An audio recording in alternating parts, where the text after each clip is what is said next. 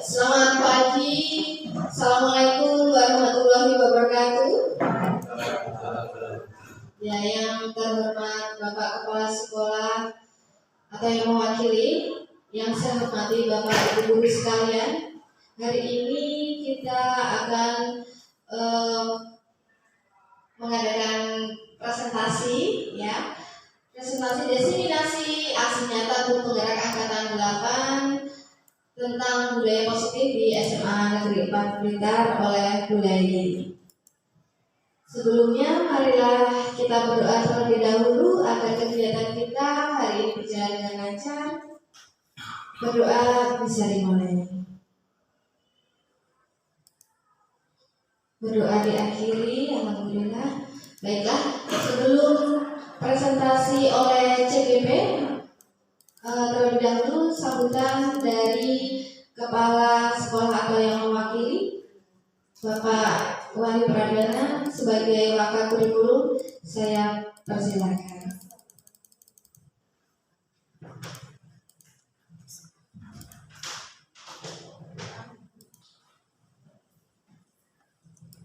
Assalamualaikum warahmatullahi wabarakatuh. Selamat pagi Bapak Ibu guru yang berbahagia.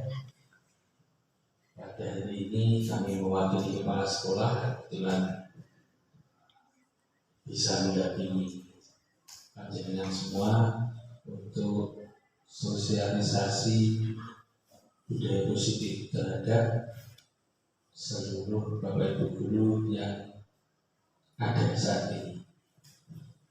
Budaya positif kita tahu saat ini banyak sekali tantangan untuk anak didik kita, putra putri termasuk juga kita sendiri. Maka dengan sebagai orang tua, sebagai bapak, sebagai ibu, sebagai pendidik, pendamping, teman, dan juga sebagai pendukung peserta didik dan kegiatan pembelajaran di sekolah bisa mulai menerapkan, memaksa, membiasakan sampai dengan membudayakan hal-hal positif yang bisa kita terapkan. Dalam hal ini kita membekali kita sendiri dan juga putra putri kita dengan segala sesuatu yang bersifat positif. Sebagai bekal mereka menghadapi tantangan di jalan kehidupan berikutnya. Selama berkegiatan, semoga nilai-nilai positif yang selalu kita bawa, kita terapkan bisa membudaya di lingkungan sekolah kita. Mohon maaf jika ada yang kurang berkenan dari kami. Sekian dan terima kasih. Assalamualaikum warahmatullahi wabarakatuh. Silakan berdiskusi dengan semuanya agar budaya-budaya positif yang akan kita bawa bisa kita jalankan bersama. Assalamualaikum warahmatullahi wabarakatuh.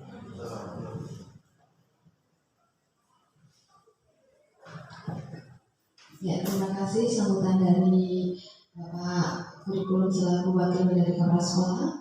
Baik, kegiatan selanjutnya adalah presentasi dari Bu Laili tentang pengibasan modul 1.4 budaya positif di SMA Negeri 4. Kepada Bu Laili, saya persilahkan. Mohon izin Bapak Wakil.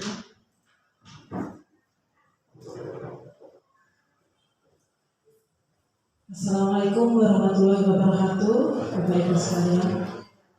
Terima kasih untuk kesempatan kali ini yang diberikan Bapak Kurikulum, dan terima kasih saya ucapkan pada Bapak Ibu yang hadir di sini. Sekiranya hari ini insya Allah nanti saya akan pengibasan modul 1.4 yaitu budaya positif. Oke, sebelum kita mulai ada baiknya kita merefreshkan otak dulu. Mohon izin untuk Bapak Ibu bisa berdiri dulu sebentar saja. berdiri dulu. Nah, kita mulai dari nanti tepuk tangan yang pertama dan yang kedua nanti katakan hore. Nah, seperti ini. Kalau kau suka hati tepuk tangan, prok, prok. Kalau kau suka hati bilang hore, hore. Kalau kau suka hati mari kita lakukan. Kalau kau suka hati tepuk tangan, prok, prok, prok. Ya, gitu ya. Oke, kita mulai. Bisa nggak Bapak Ibu? Bisa. Oke. Kalau kau suka hati tepuk tangan.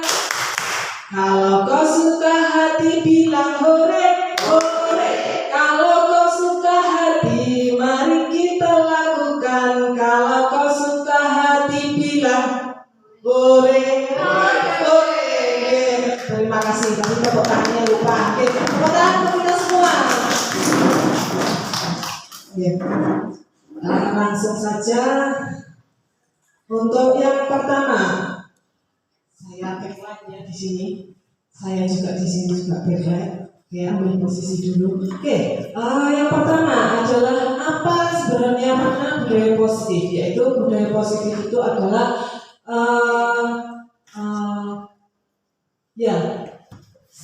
nilai-nilai kebiasaan yang dilakukan di sekolah. Dalam arti apapun yang dilakukan di sekolah, yaitu melalui pertama adalah pembiasaan, kemudian yang dilakukan setiap hari di sekolah, itu yang akan dinamakan budaya positif. Dalam arti dia menjadikan situasi yang kondisional yang memang benar-benar untuk tujuan pembelajaran yang baik. Jadi menciptakan kondisi yang baik dengan melalui pembiasaan-pembiasaan yang baik sehari-hari. Jadi dilakukan setiap hari tanpa ada sesuatu yang dihilangkan. Slide selanjutnya. Nah, perubahan paradigma karena kami di JGP selalu berdasarkan filosofi Ki Hajar Dewantara, maka kami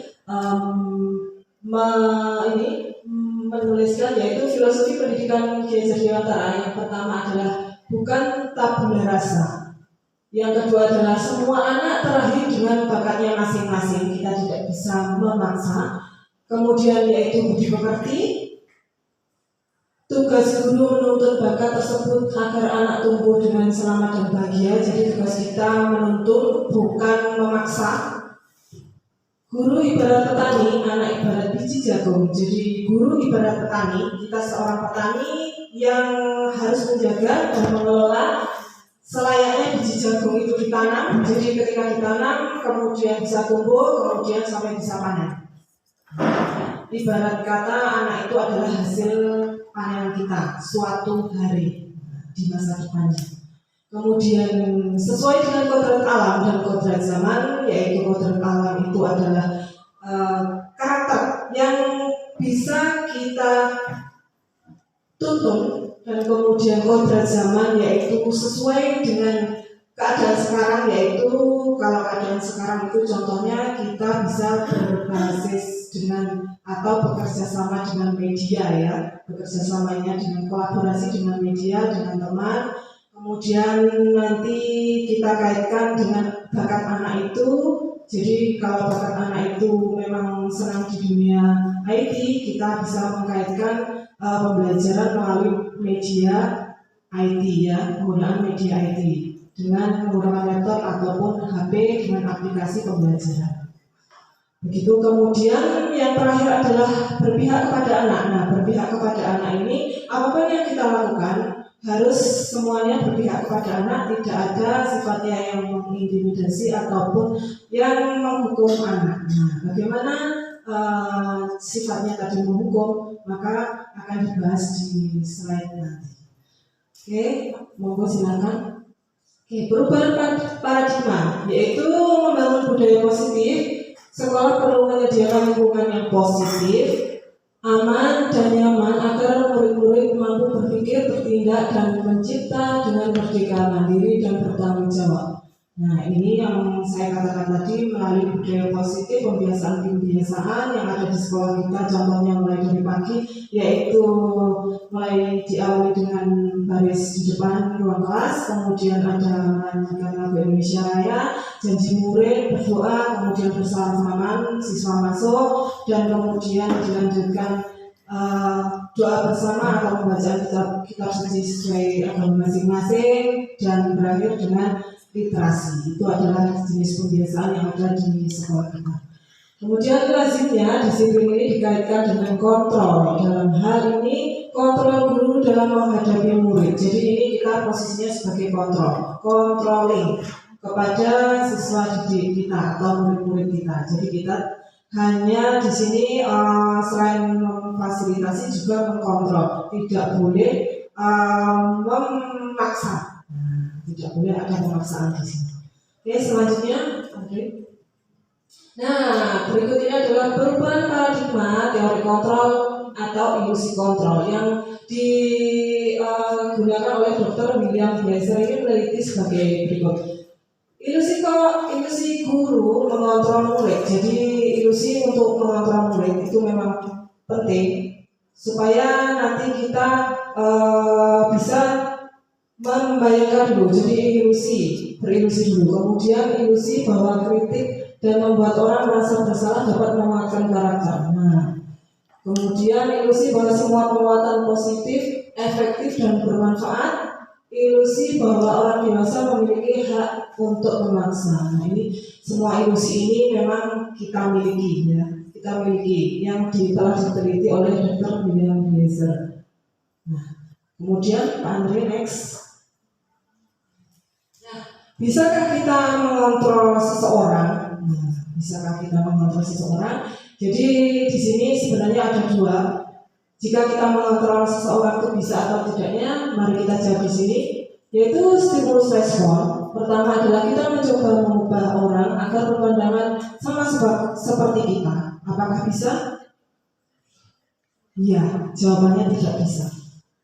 Dan sebaiknya dengan ilusi, dengan kontrol tadi bagaimana? Kita berusaha memahami pandangan orang lain tentang dunia. Yang bisa kita lakukan adalah kita memahami seseorang. Kita tidak bisa memaksa dengan stimulus respon tadi. Nah, kadang kita egonya kita itu kabeh kudu manut gitu. Kemudian perilaku buruk dapat dilihat dari suatu kesalahan. Nah, ini yang kebiasaan. Nah, kebiasaan dari kesalahan yang dulu akhirnya dibawa sampai sekarang. Itu yang tidak bagus. Harusnya memang namanya manusia itu memang tidak lepas dari salah. Nah, itu khilaf namanya. Itu semua orang pasti ada. Dan ini bisa dihubungkan dengan yang terjadi di lapangan atau di kelas. Nah, kita tidak boleh menjudge anak itu dulu. Anak itu tuh gak bisa apa-apa. Nah, ada kemungkinan nanti di selanjutnya berubah karena kita telaten untuk menuntut. Nah, jangan hanya usaha ini bolosan pasti besok-besok tidak bisa. Itu yang tidak boleh. Bagaimana mengontrolnya? Yaitu semua perilaku memiliki tujuan. Jadi perilaku itu pasti ada dasarnya. Kita harus menanyakan apa sih dasarnya. Anak itu kok sampai bolosan? Nah, mungkin di situ kita ada pembicaraan yang nanti akan mengidentifikasi. Nah, akan mengidentifikasi kenapa anak itu sampai berbuat itu sehingga dia mendapat solusi, kita juga mendapat solusi untuk mencapai tujuan pembelajaran bersama. Gitu. Orang lain bisa mengontrol saya, apakah bisa? Nah, ini tergantung situasi. Kalau namanya kontrol ini kalau di dunia kerja pasti kita harus dikontrol, tapi kontrol dalam situasi kerja. Tapi kalau kontrol untuk masalah pribadi sepertinya itu yang harus kita pisahkan. Kemudian Anda tidak bisa mengontrol orang lain. Memang kita tidak bisa mengontrol orang lain kalau untuk pribadinya, tapi kalau untuk pekerjaannya kita harus dikontrol. Kemudian pemaksaan ada pada saat bujukan gagal. Nah, ini caption yang sering. Pemaksaan ada pada saat bujukan gagal. Bujukan gagal ini maksudnya apa? Ketika orang itu dipaksa untuk baik, tidak bisa, maka terbitlah pemaksaan. Jadi kamu harus datang tepat waktu. Nah, kok masih terlambat? Berarti kita harus memunculkan sesuatu yang bisa orang itu hadir. Nah, bagaimana caranya? Terbitlah pembiasaan tadi. Kita awali dengan masuk, yaitu awali dengan doa pembiasaan yang pagi. Itu jadi bisa membuat kita untuk biasa disiplin melalui rujukan gagal itu. Kemudian kontrolnya yaitu kolaborasi dan kesempatan menciptakan pilihan baru. Nah, pilihan baru itu ya dikatakan tadi mengikuti kebiasaan pagi. Kemudian yang terakhir adalah model berpikir menang kalah. Kemudian kontrolnya adalah model berpikir menang-menang. Nah, penak-penakan. Kalau kita menang berarti kita masuk ke seseorang itu berhasil mengkontrol kita, berarti seseorang itu menang. Tapi itu nggak bagus. Yang sebaiknya adalah diambil jalan tengahnya supaya bisa berjalan semua. Next. Apa makna disiplin itu? Next, Pak Andri. Ya, makna disiplin ini dimaknai menjadi sesuatu yang dilakukan orang lain untuk mendapatkan kepatuhan. Nah, sedangkan disiplin positif adalah menumbuhkan disiplin yang didorong dalam diri anak tanpa hukuman dan hadiah. Keluarga memerlukan aturan atau batasan tentang apa yang boleh dan tidak boleh untuk kepentingan bersama. Jadi dalam disiplin positif ini adalah sesuatu yang bisa membuat sehari-harinya kita itu menjadi suasana yang positif, menjadi kebiasaan yang positif yang bisa dilakukan untuk mencapai tujuan yang positif juga. Next, Pak Andri. Nah, kata disiplin sendiri, disiplin ya, ini adalah dikaitkan dengan tata tertib biasanya. Kemudian teratur dan kepatuhan pada peraturan. Kemudian kata disiplin juga sering dihubungkan dengan hukuman. Padahal itu sungguh berbeda karena belajar dengan disiplin tidak harus memberi hukuman. Justru itu adalah salah satu alternatif terakhir dan kalau perlu tidak bisa digunakan sama sekali. Jadi hukuman itu tidak harus Bapak Ibu anak itu harus melakukan sesuatu yang mengakibatkan dia kecewa dan dia sakit hati. Tidak harus begitu. Jadi kita harus mengambil jalan tengahnya supaya mereka itu bisa mematuhi tata tertib kembali tanpa ada hukuman yang terlalu mengecewakan dan memberatkan. Next. Ki Hajar Dewantara menyatakan bahwa untuk mencapai kemerdekaan atau dalam konteks pendidikan kita saat ini dan menciptakan murid yang merdeka, syarat utamanya adalah harus ada disiplin yang kuat. Disiplin yang dimaksud adalah disiplin diri, memiliki motivasi internal. Jika kita tidak memiliki motivasi internal, maka kita memerlukan pihak lain untuk mendisiplinkan kita. Jadi memang disiplin ini penting Bapak Ibu, dalam arti disiplin mulai dari diri kita itu jadi kebiasaan diri kita. Jadi sesuatu yang biasa disiplin itu memang biasanya membuat kita membuat kita untuk mencapai tujuan. Nah misalnya anak itu saya sendiri ini kalau misalnya saya pengen mendapat nilai yang bagus berarti saya harus belajar. Kalau tidak disiplin belajar berarti nilai saya akan tidak bagus. Itu sudah konsekuen. Apa itu konsekuen nanti kita bahas di belakang. Oke. Next, lanjut. Teori motivasi perilaku manusia yaitu ada motivasi eksternal yang mengakibatkan motivasi eksternal itu adalah untuk menghindari ketidaknyamanan hukuman. Misalnya dengan apa yang akan terjadi apabila tidak melakukannya, itu adalah eksternal. Ada sanksinya, ada konsekuensinya apa. Kemudian motivasi eksternalnya juga bisa untuk dapat imbalan dari orang lain. Jadi ketika saya mendapatkan hukuman itu supaya nanti saya bisa masuk ke kelas, itu termasuk motivasi eksternal. Kemudian motivasi internal, tujuan disiplin positif yaitu untuk menghargai diri sendiri menjadi insan sesuai dengan harapan kita. Contohnya kita datang tepat waktu setiap hari tanpa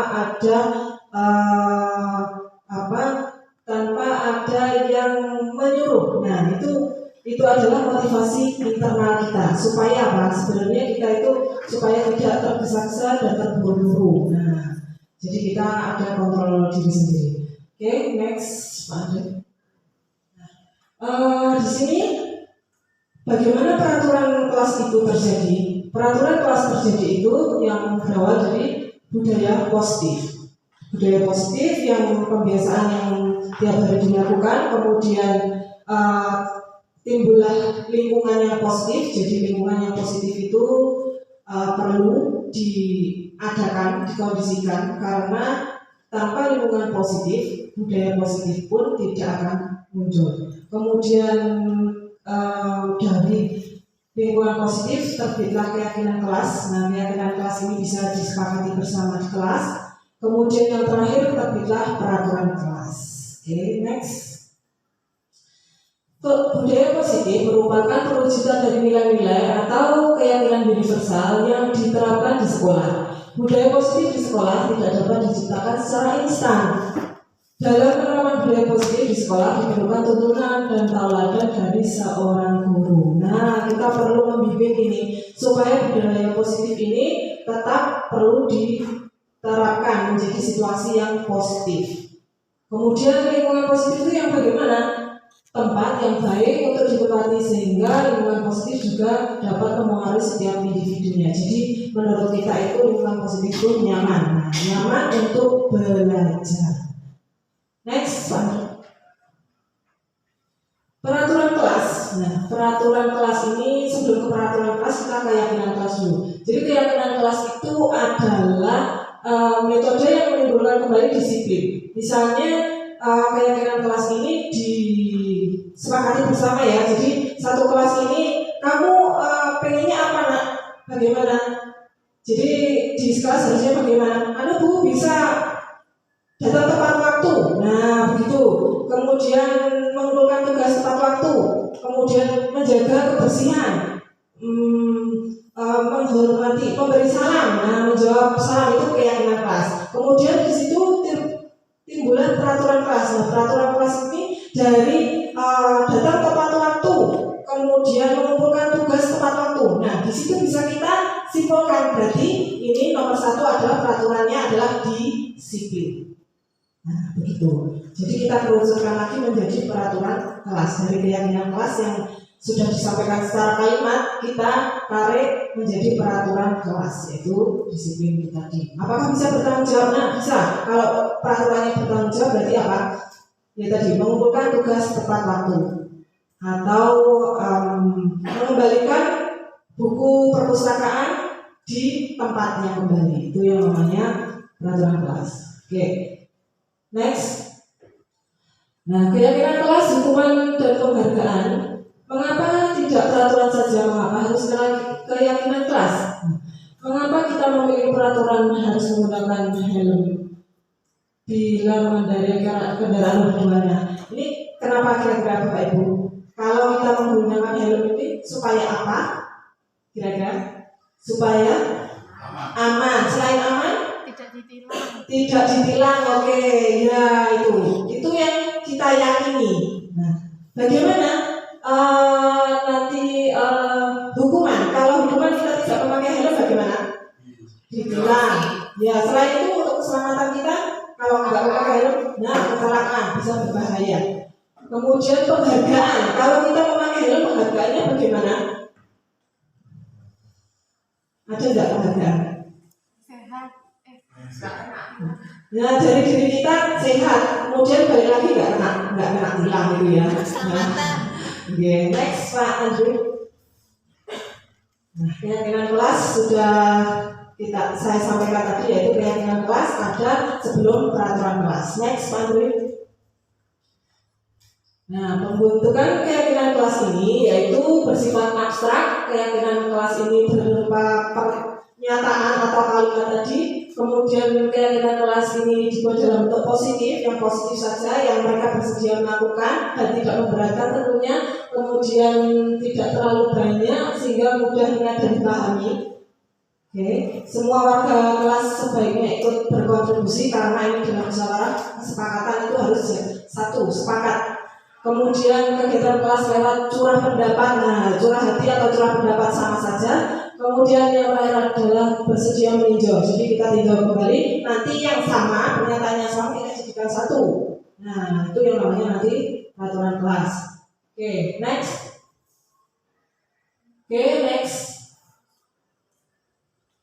Nah, dihukum oleh penghargaan. Sebenarnya penghargaan itu baik atau tidak Bapak Ibu? Kita memberi penghargaan reward kepada anak. Baik ya.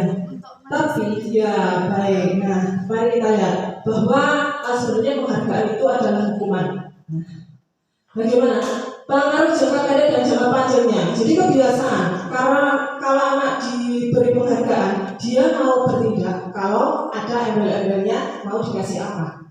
Nah, itu nanti suatu kebiasaan yang sangat tidak baik jika kita membiasakan yang begitu. Kemudian penghargaan menghukum, nah apalagi nih penghargaan menghukum, ini sangat berpengaruh negatif ya. Jadi tidak disarankan untuk ini. Kemudian penghargaan mengurangi ketepatan, penghargaan tidak efektif, penghargaan merusak hubungan. Yang jelas penghargaan itu kita berikan kalau memang anak itu memang betul-betul dalam kompetisi, sebaiknya begitu. Next, Andri. Next. Nah, perbedaan hukuman dan konsekuensi yaitu hukuman sesuatu yang menyakitkan. Nah, menyakitkan biasanya kita sakit hati dengan adanya itu. Kemudian konsekuensi sesuatu yang harus terjadi. Kemudian hukuman itu membuat anak sakit baik fisik maupun lahir dan batin. Kemudian membuat anak untuk konsekuensi merasa tidak nyaman.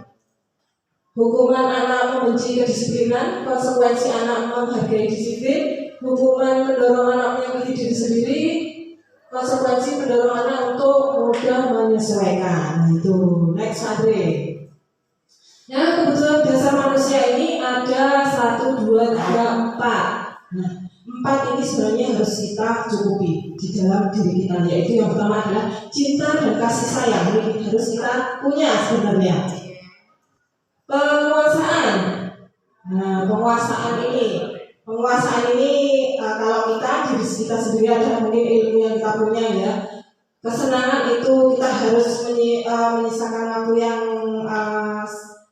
sendiri untuk kesenangan kita ini harus, karena ini termasuk refreshing seperti itu. Kemudian kebebasan ini juga perlu kita jadikan satu ya sama kesenangan ini. Nah, jadi kita kalau misalnya kesenangannya perempuan adalah musik, nah itu kebebasannya untuk memilih. Nah, tidak boleh dibatasi. Nah, oke. Next, Andre. Ya, next, Andre. Oke, 5 posisi kontrol guru ini sebenarnya ada bagiannya 5 ini sebagai penghukum, pembuat merasa bersalah, teman, pemantau, dan manajer. Nah, di sini bisa dibaca Bapak Ibu sangat jelas sekali. Kemarin kan sudah saya beri lembaran untuk dibaca. Alhamdulillah mungkin Bapak Ibu juga sudah mengerti.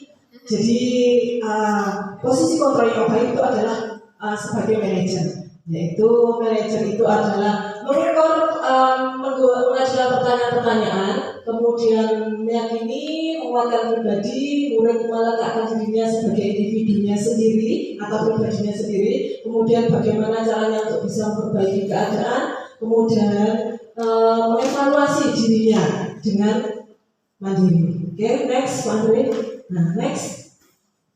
Nah, restitusi ini adalah proses menciptakan kondisi bagi murid untuk memperbaiki kesalahan mereka, sehingga mereka bisa kembali pada kelompok mereka dengan karakter yang lebih kuat.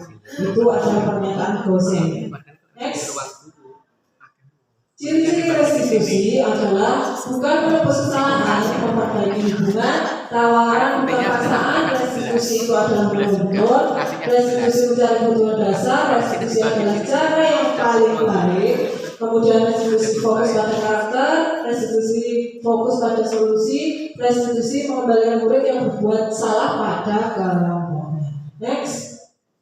Nah, di sini ada yang namanya penyelesaian masalah. di CGP ya, ini ada 3 dengan cara segitiga restitusi, yaitu yang pertama adalah menstabilkan identitas, kemudian validasi tindakan yang salah, kemudian menanyakan keyakinan. Jadi kita tidak boleh berkata jangan, tapi kita harus berpihak dulu kepada anak, kemudian menunjukkan salahnya, dan kemudian anak itu dengan mandiri mengetahui apa salahnya dan sebaiknya bagaimana. Next. Nah, seperti video yang akan saya tunjukkan berikut.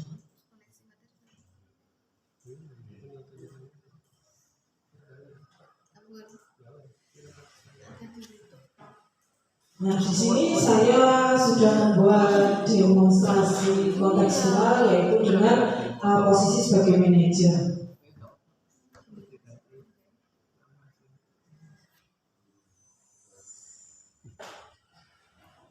Modelnya pasti sebenarnya.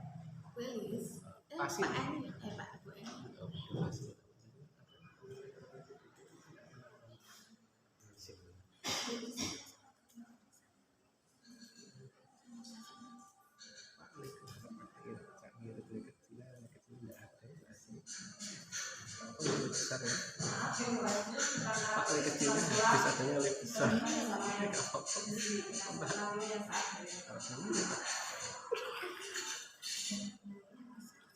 Ini adalah sebagai posisi manajer.